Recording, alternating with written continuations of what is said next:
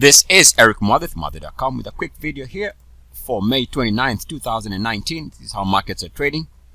That's besides the point. Let's go back to the daily chart. Go back a couple of days ago, and this is the 6 months daily. I want to highlight this area here. Now you see this line here connecting the previous recent lows of the RSI here, and this slight low right there. Now, interesting thing is when we break below that line, whoops.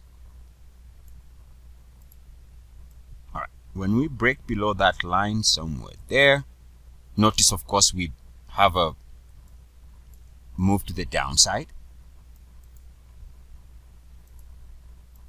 of some size, and since that daily closing high right here, we haven't closed above that price level.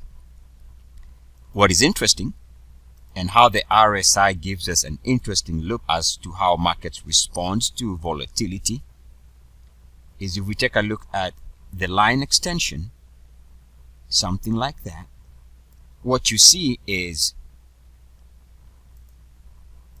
uniform activity rejection for this daily closing high, uniform activity rejection for this daily closing high. In other words, it's another way of saying that what happened here, the red line turned into resistance with a uniform activity rejection corresponding with these two reversal areas, and of course, as we can see, since then market's been down.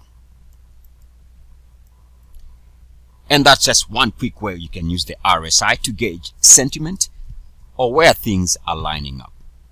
Eric Muathe, Muathe.com. Of course, we can also see that if the market is to recover and stage a strong move at some point, it would have to recover above the red line. Eric Muathe, Muathe.com. As always, good luck, peace, and blessings. I see.